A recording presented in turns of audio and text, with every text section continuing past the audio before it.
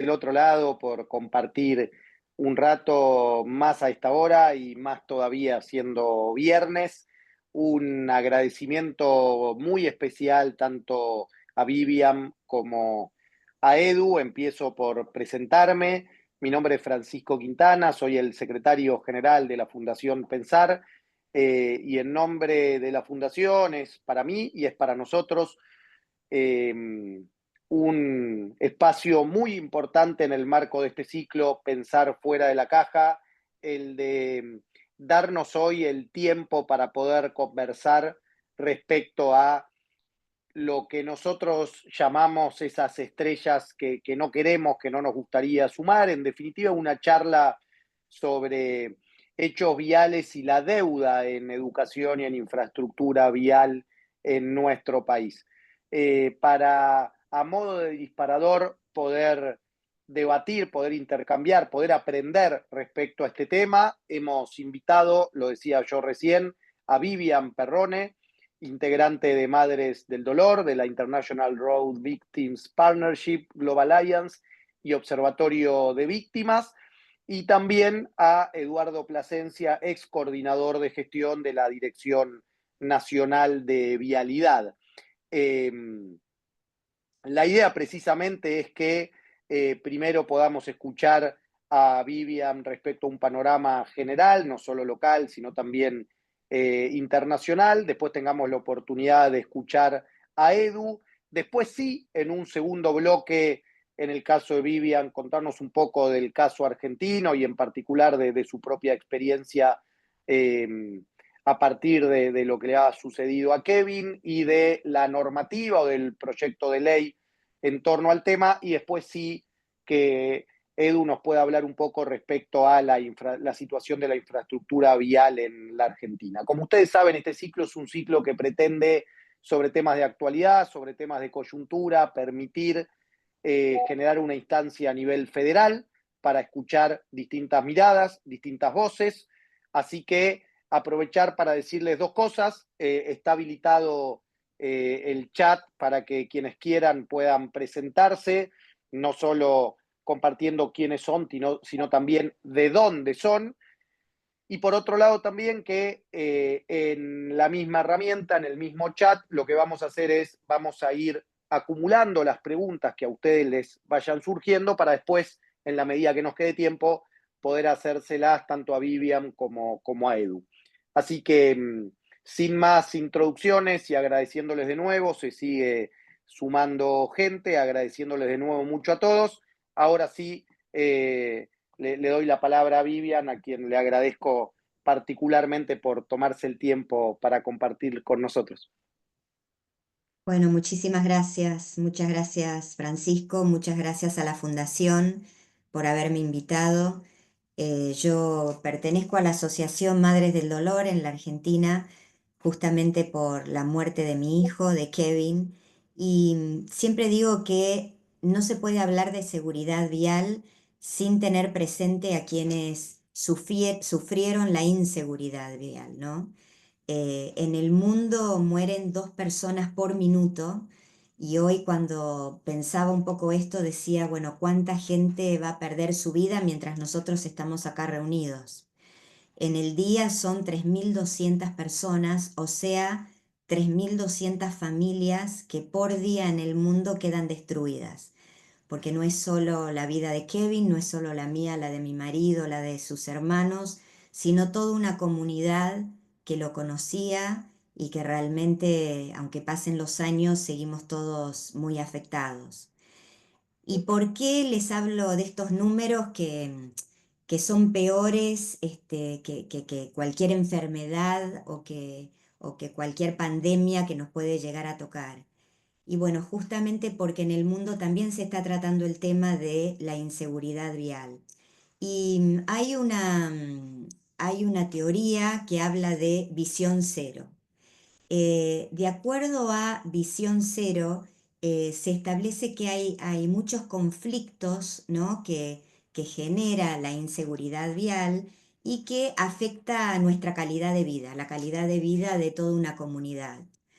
porque el tránsito no es solamente los hechos de tránsito que ocurren. Yo no hablo de accidentes de tránsito, porque un accidente ocurre accidentalmente, como dice su palabra, y generalmente no ocurren estos hechos por accidente, sino por no respetar alguna ley. Entonces, todo lo que es vialidad no es solamente los hechos viales, sino también causa contaminación visual, contaminación sonora, congestión y, por supuesto, discapacidades y muertes. Y según Visión Cero, no hay ningún motivo por el cual no se pueda evitar estos hechos viales. Estos hechos viales son totalmente evitables, son totalmente prevenibles. Y ahora nosotros nos ponemos a pensar, entonces, ¿por qué no los evitamos?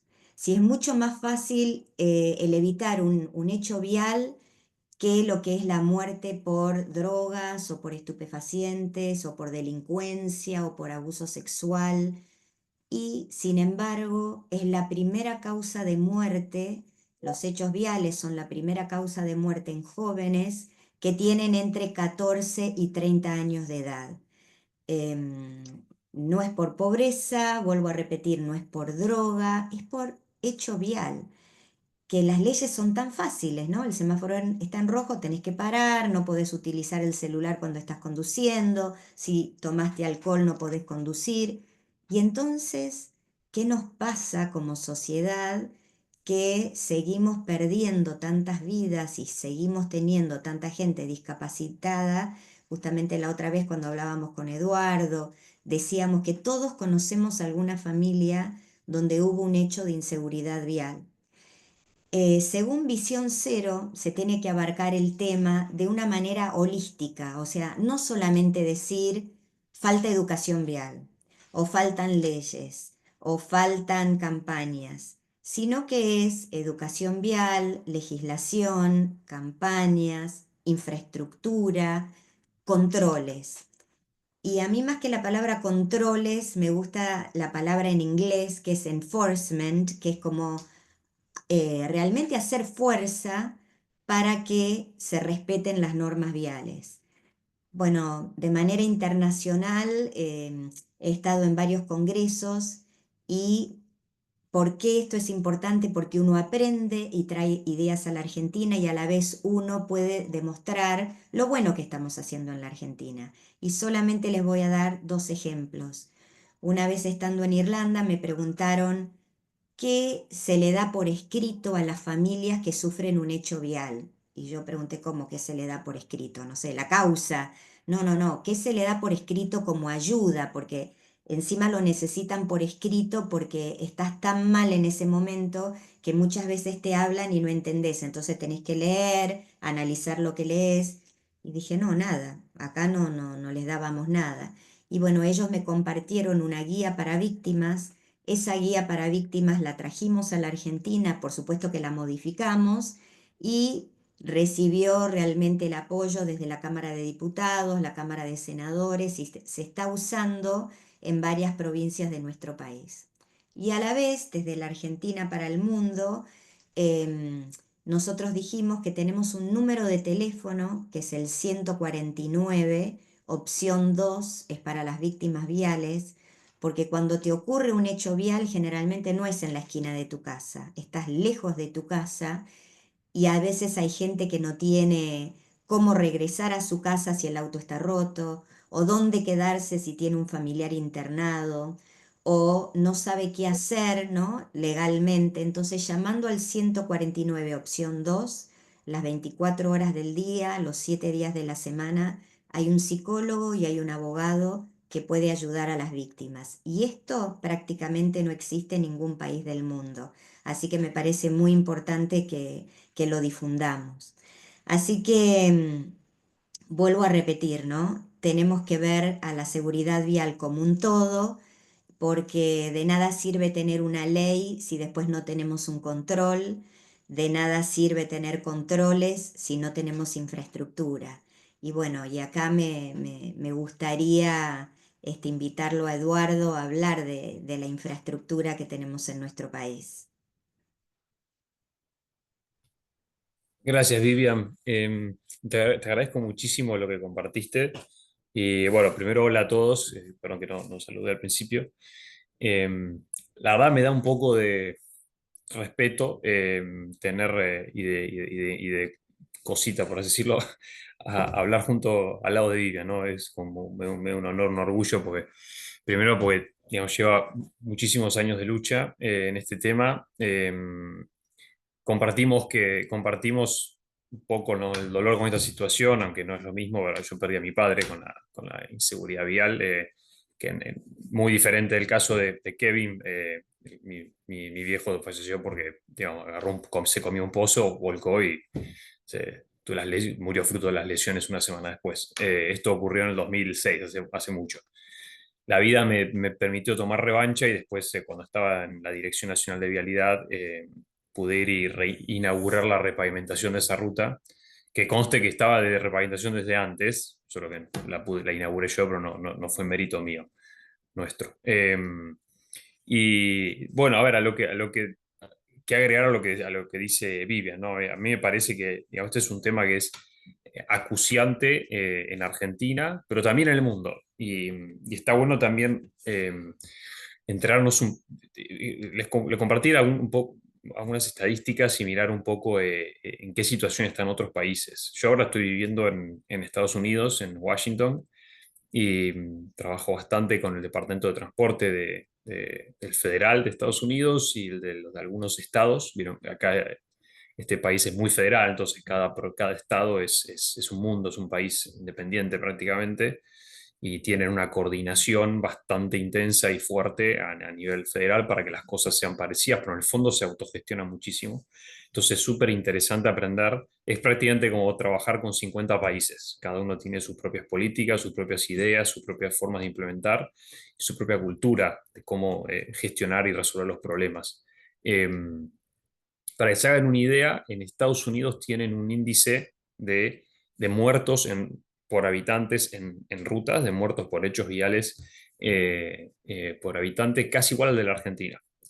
Y esto está bueno verlo porque uno piensa en Estados Unidos, un país desarrollado e importante, pero bueno, tiene muchos problemas. Sin embargo, lo interesante es que cuando se pone en contexto de la cantidad de kilómetros que manejan los norteamericanos comparado a la cantidad de kilómetros que manejamos los argentinos, la estadística está muy en contra nuestro, ¿no? En síntesis, ¿no?, en Argentina hay más de 7 veces más fallecidos en hechos viales por kilómetro conducido por habitante, ¿no?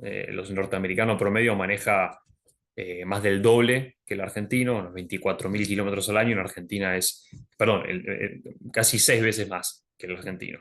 El auto, los autos en promedio en Estados Unidos recorren el doble de kilómetros por año que un auto argentino. Y después en Argentina hay 3 veces menos autos por habitante que en Estados Unidos. Entonces, cuando haces los números, te da que estamos 7 veces peor que Estados Unidos, por poner un ejemplo. Y seguramente, no tengo la estadística, pero seguramente sea bastante más grave que comparado con países como Europa, Irlanda, que como mencionaba Vivian recién, ¿no? Y las causales de los hechos viales y de la inseguridad vial en general es muy diversa, ¿no? Un punto fundamental es el que se lleva, el que explicaba Vivian, es la educación, la concientización de las normas viales, pero me gustó mucho cómo abordó Vivian, cómo trajo Vivian el término enforcement. Es una palabra que no tiene traducción al español, más o menos, que es, como bien ella decía, la fuerza que hace el gobierno, que hace una sociedad para a la fuerza obligar las cosas, que las cosas pasen. Eh, una traducción más o menos textual sería forzar, pero acá se usa de otra manera. Y, y a mí me viene siempre el ejemplo, esto lo puedo contar sin problemas porque acá en Estados Unidos es súper normal. A mí me arrestaron por manejar rápido acá. Iba 10 kilómetros por hora arriba de la velocidad máxima. En una autopista de 4 carriles en medio del bosque, o sea, en medio de la nada, y o sea, estaba simplemente manejando, no iba corriendo a ningún lugar. Iba con mi esposa, con mi suegra, así que se imagina que no estaba haciendo pavadas.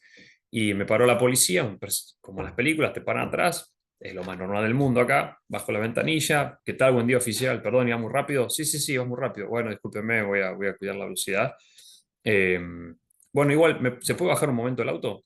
Sí, como no, me bajo el auto, arrestado. ¿Qué? Digo, me lleva a la comisaría, me toma las huellas digitales, me sacan foto, me devuelve, me deja libre. Entonces me voy con una citación a la corte, en 3 meses tengo que presentarme ante un juez y explicarle por qué iba manejando arriba del límite de velocidad. Tuve que contratarme un abogado, me mandó a hacer algunas horas de trabajo comunitario y ya está. O sea, ya está nada. Fue un proceso bastante loco para decir, sí, pero estaba yendo a ni siquiera 20 kilómetros por hora por arriba de la máxima.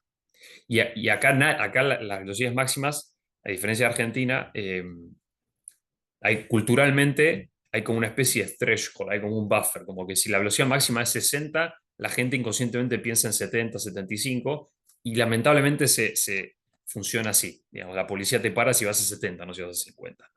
Bueno, llegó a 70 y me pararon.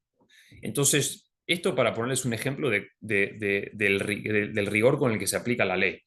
¿No? Y es casi impensado en Argentina hablar de, che, la policía te va a perseguir y te va a detener si estás haciendo algo que pone en riesgo la vida de las demás personas. Manejar rápido, manejar en zigzag o con señales de que estás manejando alcoholizado.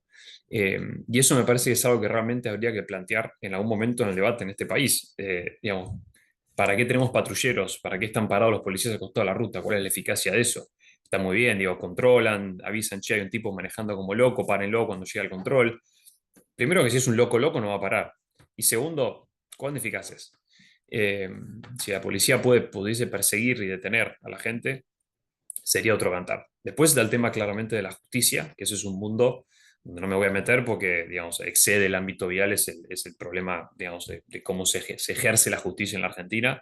Y así como alguien se sale con la suya coimeando en la inspección de una obra, también alguien se sale con la suya atropellando, matando, haciendo daño o circulando sin patente, como se está poniendo muy de moda ahora. Y para ir al tema infraestructura, que es un poco más, perdón, me parece que hay, que aparte que más allá del tema de educación, concientización, aplicación de la ley y controles, hay otros dos grandes temas. Uno es la infraestructura, pero también es el tema de calidad de la flota vehicular. Eh, Cuando uno va y mira hacia el mundo, cuando uno viaja por el mundo y sobre todo cuando estudias un poco qué cosas pasan en Estados Unidos, Europa, ni hace falta irse al primer mundo. Digo, Colombia, Chile, Perú, México, Brasil, en las últimas décadas ha habido un avance muy importante en la seguridad de los vehículos, no solamente en la tecnología que tienen a bordo equipada para prevenir accidentes, sino también de vuelta al enforcement de la condición de los vehículos, que es otro tema diferente al enforcement de la conducción, ¿no? Nosotros nos hemos acostumbrado lamentablemente a ver autos y camiones circulando sin luces de noche, eh, camiones con sobrepeso, autos que se sabe que los mirás y decís, este auto no frena, y no pasa nada. Y tenemos un poco esa complacencia, ay, pobrecito, no tiene un mango para arreglar el auto, pero estás andando con una pistola en la mano cargada en la calle. En la mayoría de los países que están no desarrollados, en vías de desarrollo, en nuestra propia región de Latinoamérica, esos autos no circulan, digamos, se los paran en el primer control y se sacan de circulación. Pero después también existen un montón de programas para incentivar a que la gente, ayudar a que la gente no tenga que caer en el auto inseguro. Digo, existe el financiamiento para comprar autos nuevos, los autos son más económicos, un sinfín de cosas que contribuyen a que circular en las rutas y en las ciudades sea más seguro. Y, em, y en cuestiones de tecnología a bordo de los vehículos, yo no he leído ningún estudio reciente porque supongo es algo bastante nuevo, pero no me cabe duda de que si uno, de que está habiendo una disminución en los accidentes fatales en rutas, en autopistas sobre todo y en corredores, gracias a la tecnología que tienen los autos, tecnologías como frenado automático, detección de cuando te salís de los carriles, las lucecitas que te avisan cuando alguien te está sobrepasando, un montón de chiches que uno habla de que uno por ahí hasta lo hice despectivamente, que son como lujos, pero que ya son casi un estándar común en todo el mundo, y en Argentina estamos todavía en la lona. Está bien, son cosas que salen caras y que encarecen a los autos, ¿no? El control de estabilidad, cosas así, pero que seguramente en Argentina nos beneficiaríamos un poco si se empezasen a obligar a alguna de esas cosas. No digo todas, porque de vuelta encarecen los productos, pero acá a mí me ha pasado un montón de situaciones en las cuales la tecnología me ayudó a prevenir un accidente, probablemente no grave, pero un near miss, como dicen en términos de aviación, o sea, casi. Eh, y bueno, y finalmente sí, en infraestructura, el mundo está avanzando, está yendo hacia una infraestructura que es cada vez más resiliente. Y esa es un poco la palabra que se usa hoy día para hablar. O sea, se usa mucho para hablar en términos de infraestructura resiliente al cambio climático, y esto lo sentimos cuando pasó, por ejemplo, lo de Bahía Blanca, pero la resiliencia también es en términos de seguridad para el usuario de la infraestructura. Y cada día las infraestructuras se diseñan para contener el error humano. Entonces, este es un ejemplo, por poner un ejemplo muy simple, es la banquina. No, la banquina pavimentada, digo, no está diseñada para que uno circule por la banquina, está diseñada para contener el error humano. El chofer que se queda, el conductor que se queda dormido, o el que se distrae, o el que se le pincha la rueda, el que le pincha la rueda y se despista. Son un montón de cosas que la infraestructura tiene que tener, previendo que el hombre se equivoca, y se equivoca, se equivoca voluntariamente o comete errores involuntarios, ¿no? La infraestructura también tiene que, digamos, medir, cuando se diseña infraestructura, se tiene que medir también que el usuario tiene, de vuelta, es humano, no solamente se puede equivocar, sino que también puede tomar decisiones no del todo acertadas. El típico ejemplo en los caminos de área rural, en las rutas rurales, es la maniobra de sobrepaso de camión. Digamos, las rutas que están colapsadas de camiones, que uno pierde minutos y minutos haciendo un pelotón atrás de un camión, ponen a prueba la paciencia de cualquier conductor y te reducen, o mejor dicho, te aumentan el apetito al riesgo que tiene el conductor para sobrepasar ese camión y mandarse. Entonces, una infraestructura que fomenta eso es una infraestructura que es insegura. Y hoy día se trata de que las infraestructuras contemplen que el usuario es un tipo de carne y hueso que no va a estar dispuesto, que va a estar dispuesto a aumentar su riesgo con tal de salir de una situación tediosa o aburrida, o que simplemente lo hace demorarse. Eh, y esas cosas parece que muchas veces no se tiran en cuenta, ¿no? En Argentina, para poner un ejemplo, digamos, el criterio con el cual se define eh, ampliar una autopista y agregarle carriles no es cuánto tiempo te pasas atrás de un camión, ¿no? Sino es cuántos autos circulan. Es un criterio que muchas veces se toma. Y bueno, no quiero abundar en tecnicismo, pero si usted lo piensa en un segundo, es como decir, che, mira, vamos a convertir esta ruta en autopista simplemente porque hay muchos autos. Pará, pero no es lo mismo que haya muchos autos en un tramo de 10 kilómetros entre dos ciudades, no sé, por poner ejemplo, Campana y Zárate, o Río Cuarto y Holmer en Córdoba, donde la gente está, digamos, son 10 kilómetros que los quiere hacer en un segundo, que en un tramo de 200 kilómetros donde la gente digamos, necesita minimizar el tiempo, pues son 2 horas o 1 hora y media viajando. Entonces hay un montonazo de criterios que se tienen que en el mundo se están empezando a tomar en cuenta para diseñar la infraestructura, que nosotros estamos bastante atrasados todavía. Y el último tema respecto a infraestructura es, por supuesto, el mantenimiento, ¿no? Y en eso, bueno, lo vamos a tocar cuando nos metamos más en el caso argentino, pero desde ya un tema fundamental es, en el mundo se considera que una ruta no puede tener un pozo. Es así, simple. Visión cero en cuanto a hechos viales, es también visión cero en cuanto a baches y a banquinas descalzadas y a cosas que no puede haber en una ruta. El último tema que casi me olvido y me parece que es muy interesante, yendo más al ámbito un poco urbano, lamentablemente, creo que casi la mitad o más de la mitad, era 40 y algo por ciento me parece, de las víctimas fatales en siniestros viales, en hechos viales, lamentablemente ocurrieron con motocicletas involucradas en ámbito urbano, ¿no? Entonces, y eso lo sabemos muy, muy bien, salir con una moto a circular por la ciudad, por cualquier ciudad, es te pone un nudo en la garganta. Y, y el problema que tiene eso es, yo creo que son dos causas bastante patentes. Una de ellas es la bastante obvia de que hay congestión, de que hay tráfico y que comprar un auto es muy caro, muchas veces. Pero me quiero centrar en un punto que muchas veces nos olvidamos y me parece que es súper importante tener en cuenta, que es la mala planificación urbana que estamos haciendo en la Argentina y quizás en muchos países en vía de desarrollo.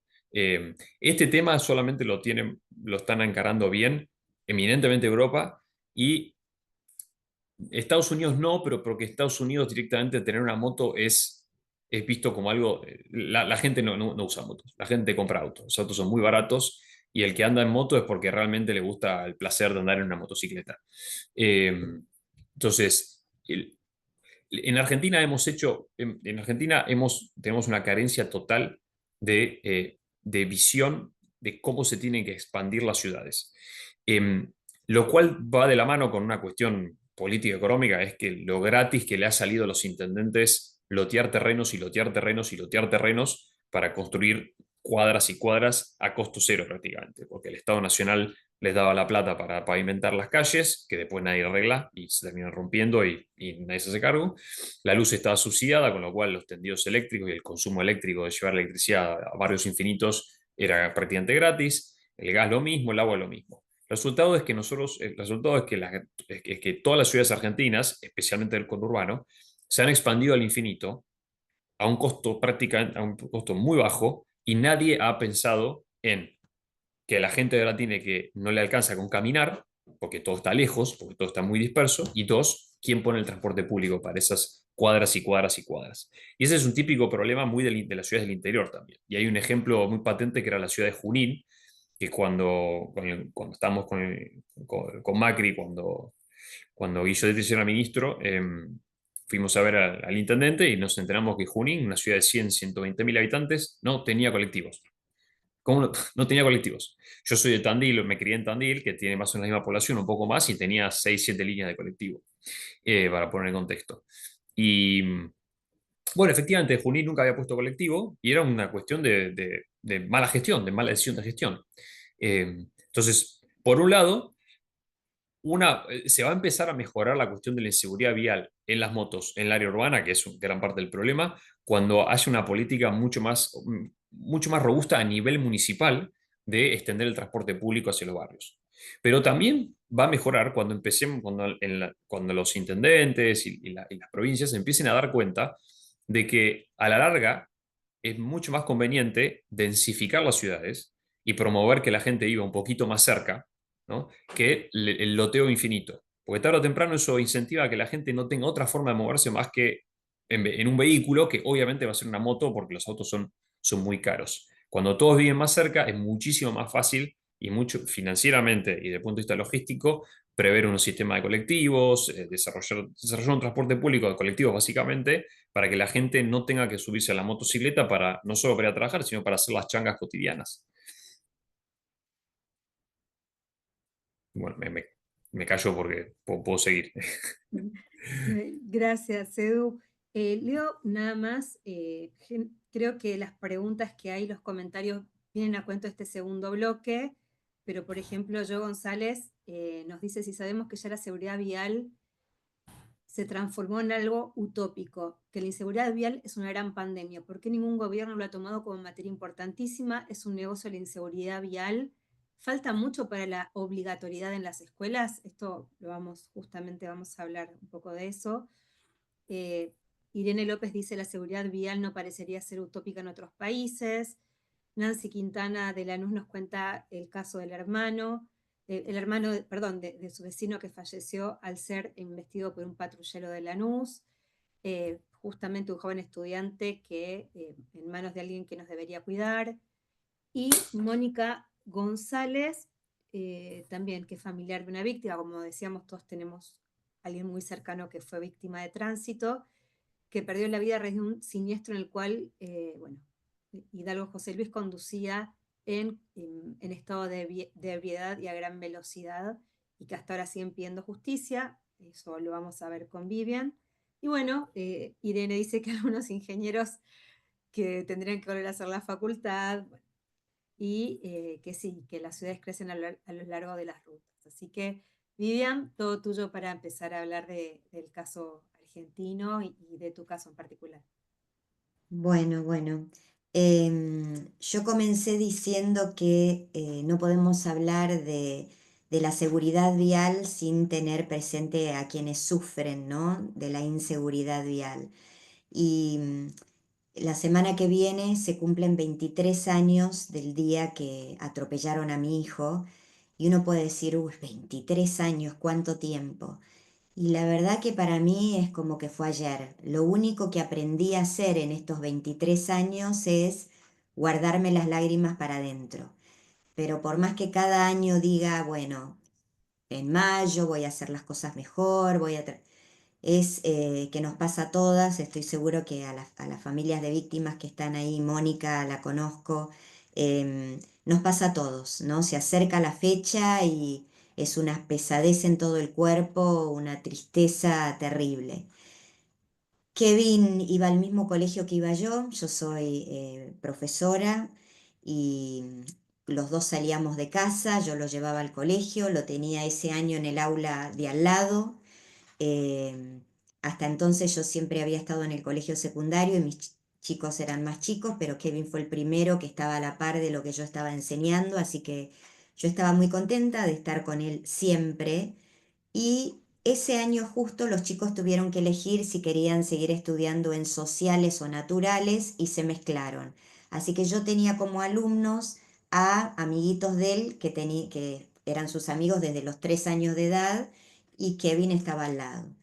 Ese día Kevin me dijo que estaba contento porque se cruzó conmigo en el recreo y me dijo que estaba contento porque lo habían elegido. Él tocaba la batería en el colegio para tocar en la banda, porque el sábado iban a ir a Jardín de Infantes, iba a ser una fiesta, y en Jardín estaba mi hija más chica, entonces él estaba contento que iba a tocar en la banda como para ella. Y después también me dijo que estaba contento porque los chicos más grandes lo habían elegido para jugar un partido de fútbol de alumnos contra profesores.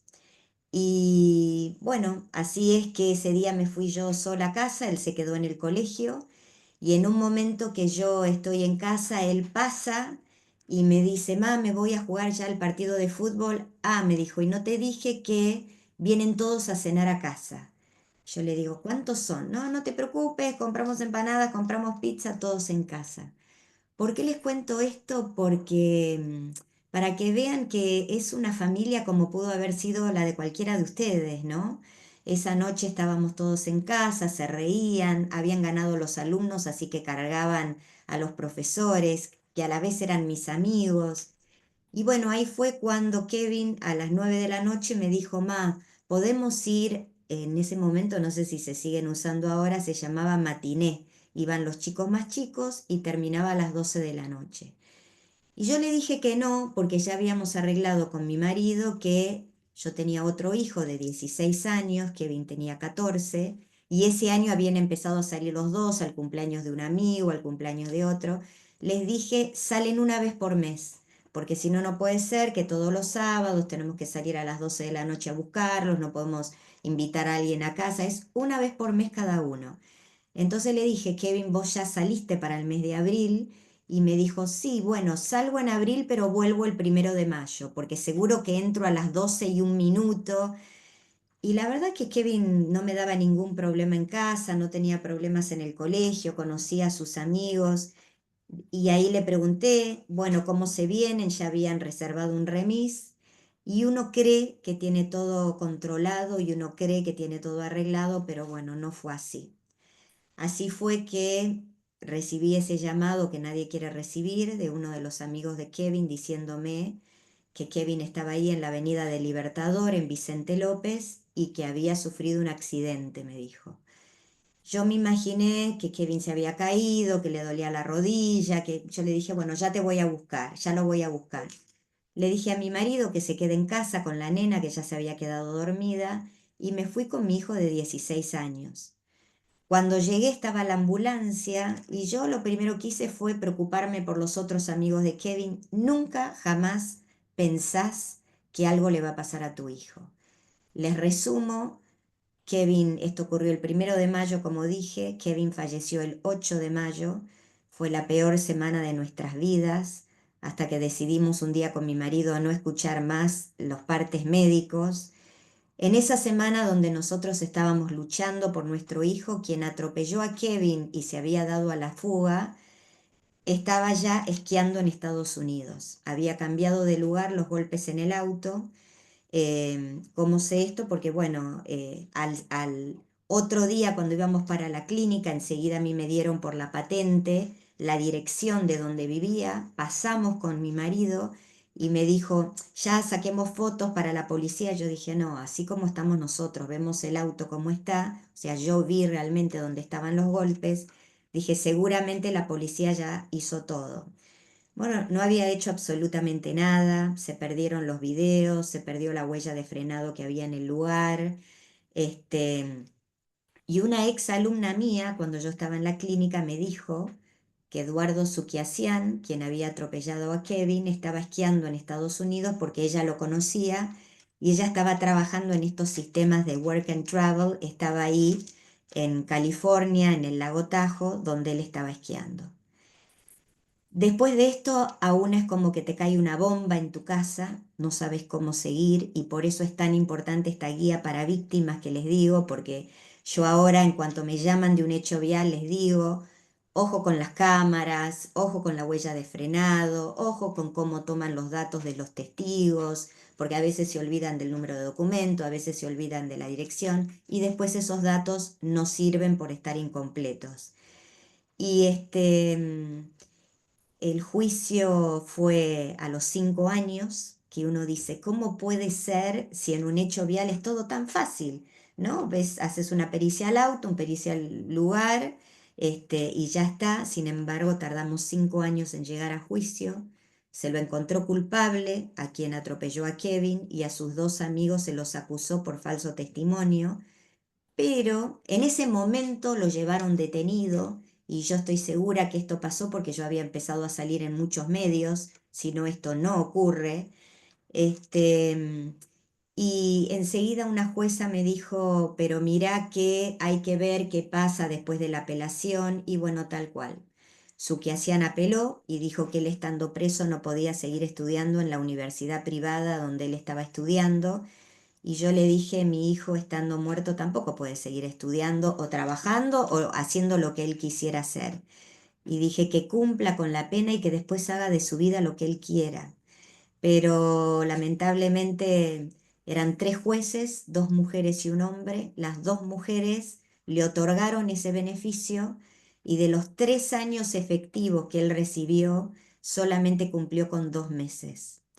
Ahí fue que la fiscalía apeló, nosotros la verdad que no apelamos nunca, y el juicio tardó 10 años, estuvo 10 años la causa yendo, viniendo, yendo, viniendo. Cuando llegó a la Corte Suprema de la Nación, con los gastos también que eso significa para un país, con lo que significa emocionalmente para una familia, y esto lo cuento pocas veces porque tampoco quiero que uno sienta, bueno, le vamos a tener lástima, pero para que vean que no solamente influye a uno. Una semana antes del juicio, mi marido me dijo, no voy a soportar ver el asesino de nuestro hijo. Y yo le dije, mira, salí, estate con mi papá, mi mamá, yo tengo miedo por ellos.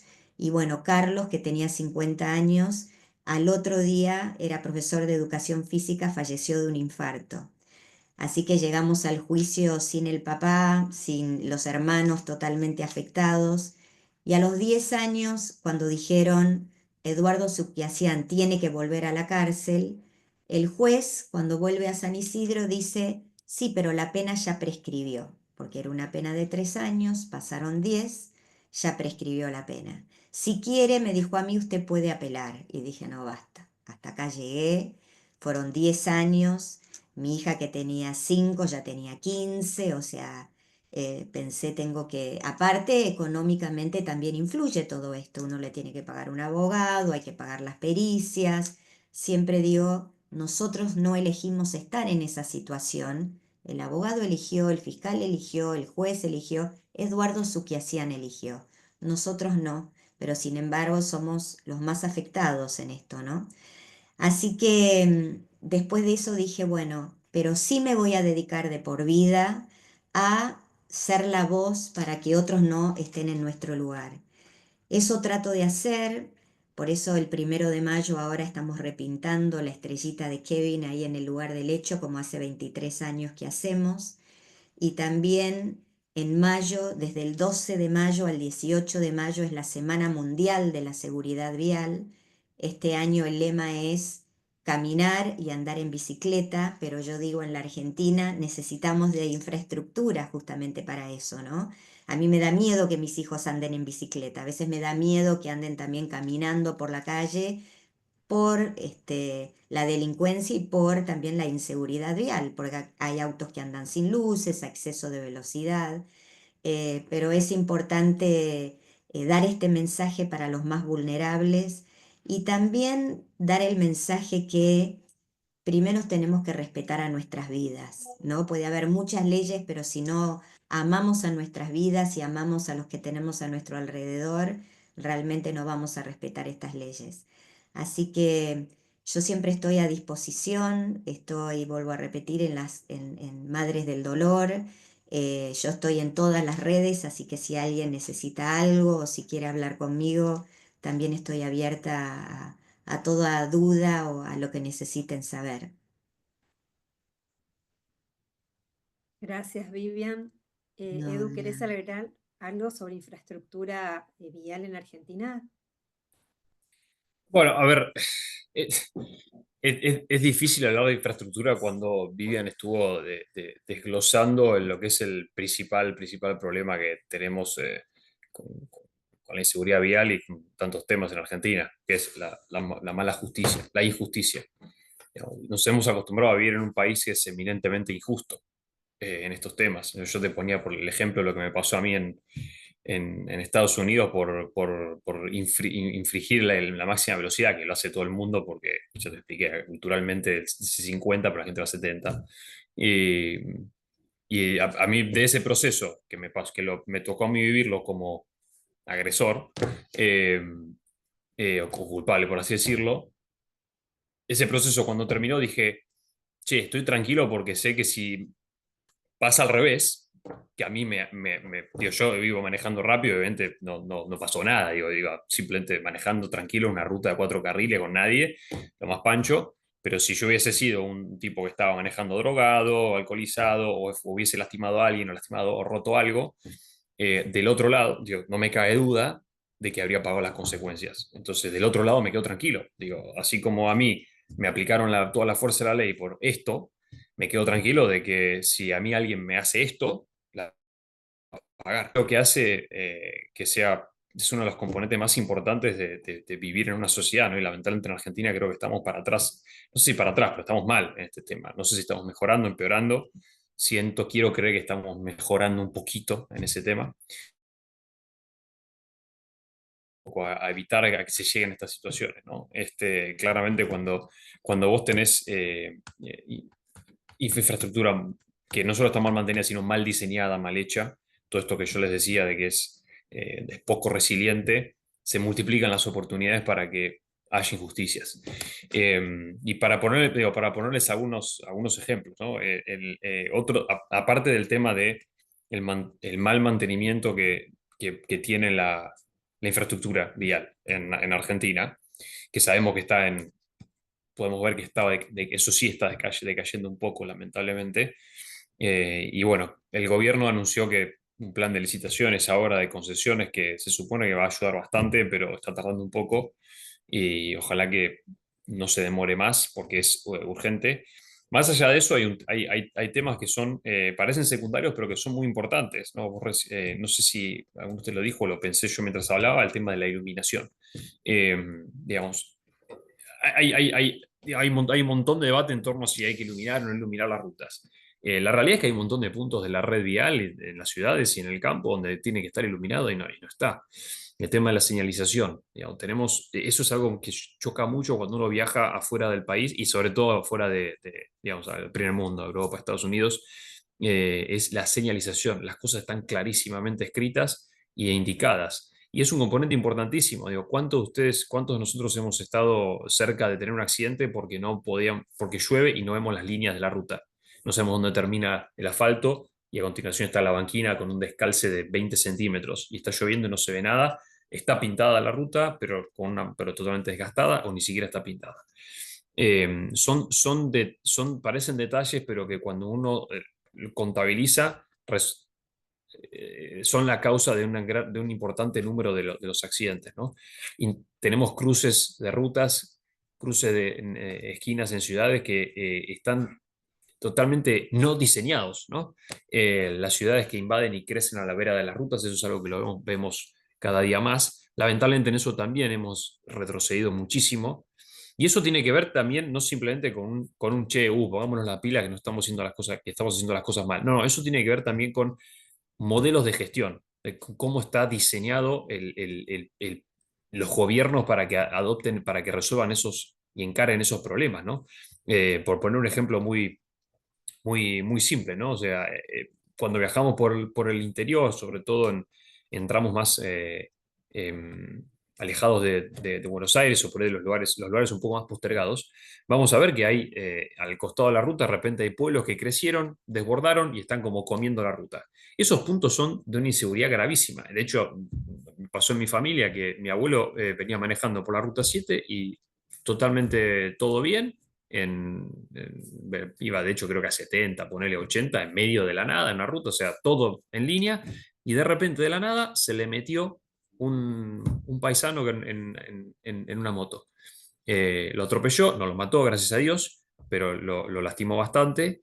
Y el muchacho había una imprudencia de su parte, falta de conciencia, falta de educación, pero sobre todo había una intersección, o sea, había un camino que estaba cruzando que lo había construido la provincia o el municipio, lo había conectado a la ruta así nomás, a la ruta nacional así nomás, y nadie se había hecho cargo de marcarlo bien, de poner un cartel, de diseñar bien el empalme, todo. Entonces el muchacho que venía con la moto se subió así como pudo y desde la óptica de la ruta nacional no se veía, no se podía ver, era imposible verlo. Bueno, es un ejemplo muy puntual, pero son cosas que están repetidas por todos lados y lamentablemente cada vez se ven más y responde a una situación de organismos públicos que se están deteriorando, ¿no? Y esto no es de este último año, es de los últimos décadas. Digamos, a organismos que están a cargo de manejar las rutas, no solamente mantenerlas, que no alcanzan a hacer bien su trabajo. No digo necesariamente, no estoy señalando a nadie, vos haces mal tu trabajo. A veces simplemente no hay recursos, no tienen capacidad, no tienen gente, o no alcanzan.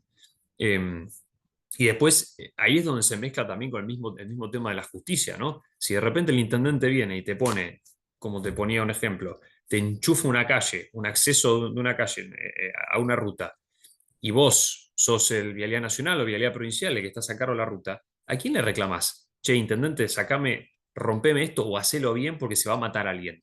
Es irreclamable, imposible reclamar, no hay ningún juez que te tome ese caso, no hay ningún mecanismo para obligar a esa tercera persona que haga las cosas bien sobre la infraestructura que vos estás manejando.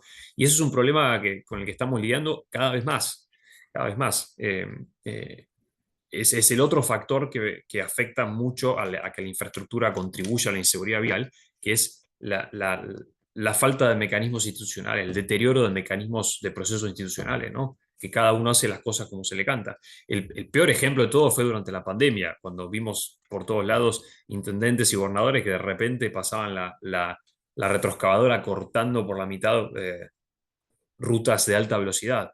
Digamos, ¿quién se hace, digamos, una descoordinación total y sin tener ningún tipo de contemplación hacia el proceso de toma de decisiones y para hacer las cosas bien?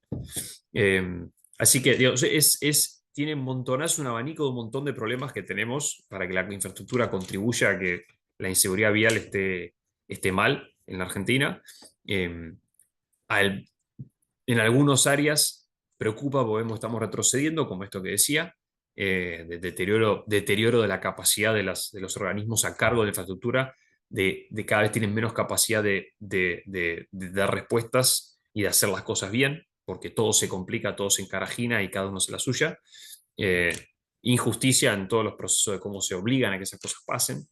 Y el último tema, que no es de infraestructura, sino es más de regulación y gestión, o no sé cómo, de mercado, qué sé yo, es lo que tocamos al principio, el tema de la flota. Digo, por ponerles un ejemplo, en 2019, la edad promedio de la flota vehicular de Argentina, de los autos, era de 11 años. Hoy es de 14. O sea, los autos envejecieron. O sea, tenemos cada vez autos más viejos. En el plazo de 6 años, nuestros autos envejecieron 3. Y eso es un problema. ¿Y cómo se resuelve ese problema? Tiene muchas aristas de vuelta. Desde el poder adquisitivo de la gente, que no puede renovar el auto, hasta el costo de fabricación de los autos.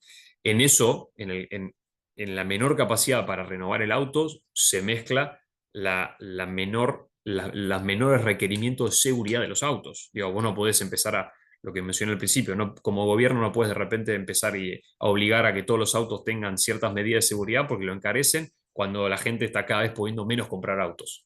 Entonces lo estás obligando a todos a quedarse con el auto viejo, estartalado e inseguro.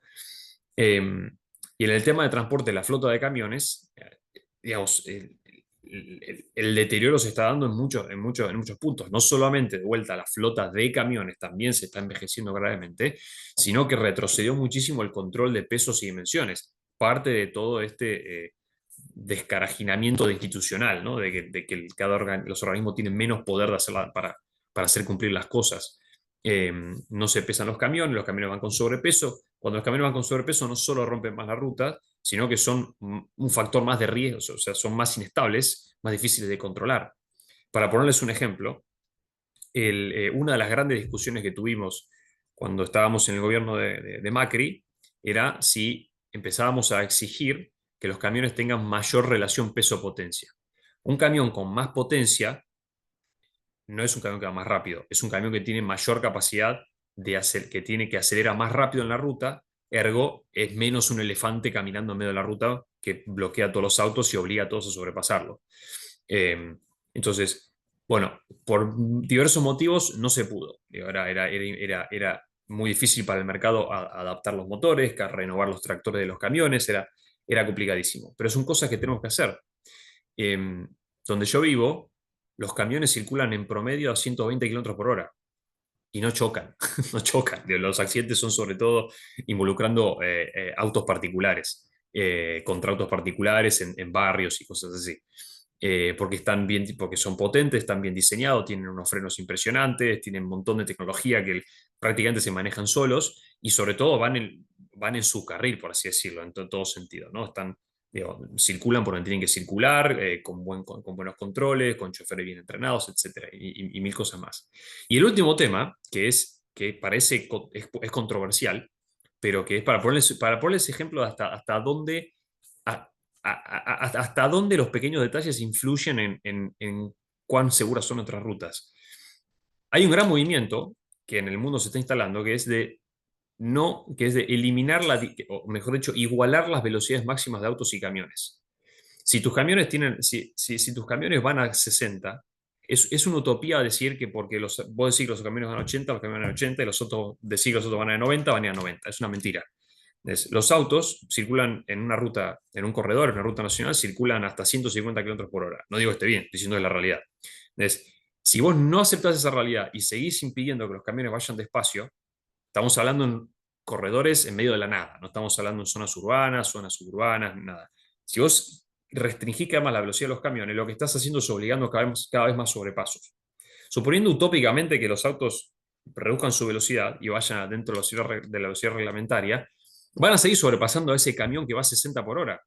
Entonces, hay también todo un movimiento para decir, che, no seamos salames y incentivemos que el camión se mueva como si fuera un auto cuando estás en corredores en zonas despobladas, porque eso va a reducir la necesidad de sobrepaso. Bueno, ese es un debate, les pongo como un ejemplo, un debate que se da en muchos lugares, que acá no estamos ni a palos preparados para darlo, porque nuestros camiones van a 50 por los malos motores que tienen, los autos van a 150 por la conducta que tenemos.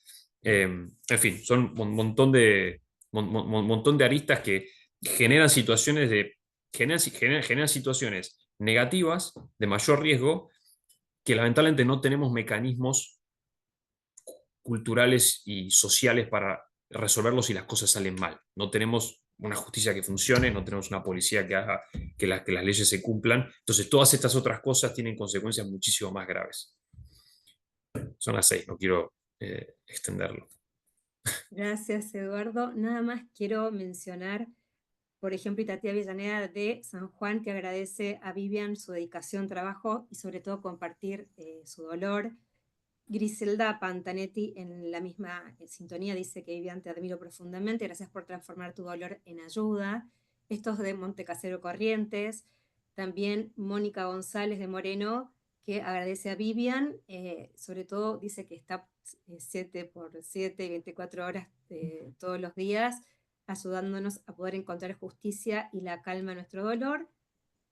Y por otra parte, esto es más para Eduardo, que Diego Farciano nos dice: uno de los problemas más grandes que tenemos en seguridad vial es la falta de un registro único de accidentes.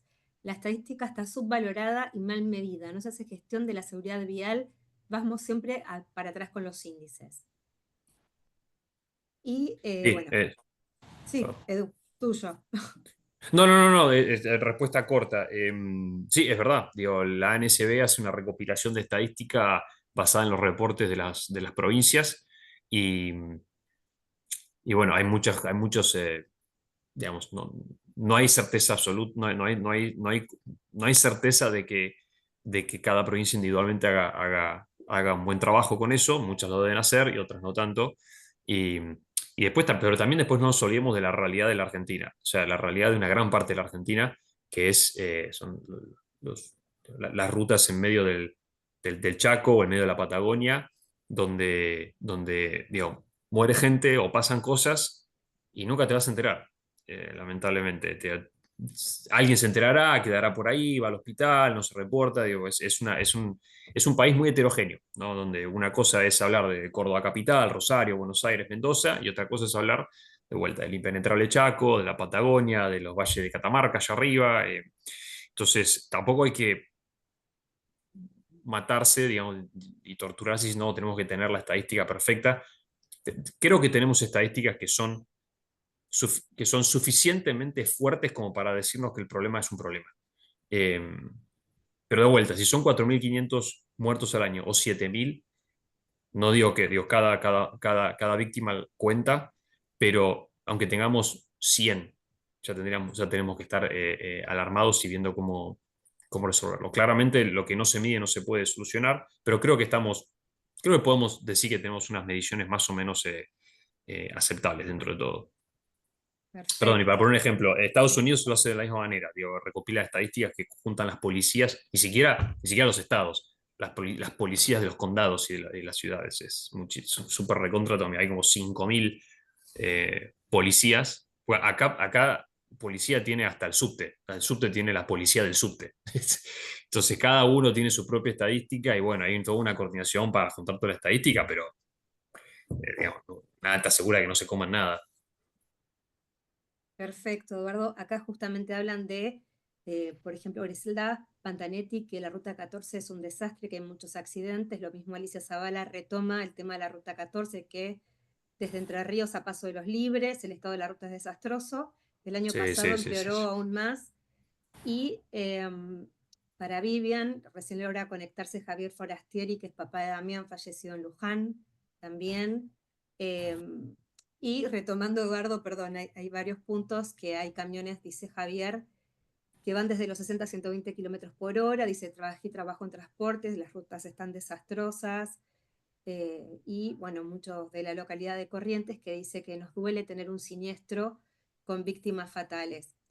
Nosotros, en principio, ahora vamos a juntar justamente todas estas conversaciones por chat y se las vamos a mandar a los oradores, que quería agradecer muchísimo de parte de la Fundación Pensar este lujo de esta charla, que hayamos tenido a Vivian de su ONG, que haya compartido su experiencia y que nos dé una mirada de política pública que hacer con las víctimas, acompañamiento, y por todo lo que pudo lograr con su proyecto de ley y de agravantes para delitos culposos, y a Eduardo, que se pudo conectar desde Washington, que la verdad que es un lujo poder tenerlo y poder hablar con él, que trabajó en políticas públicas de vialidad. para también empezar a pensar un mejor desarrollo para nuestro país y para las provincias. Así que quiero agradecer a todos los participantes y bueno, esperemos que otra vez podamos contar con ustedes para un pensar fuera de la caja. Muchísimas gracias. Gracias a todos. Gracias por la invitación. Un lujo, por favor. Gracias. Son Gracias bienvenidos. por Un los placer. comentarios.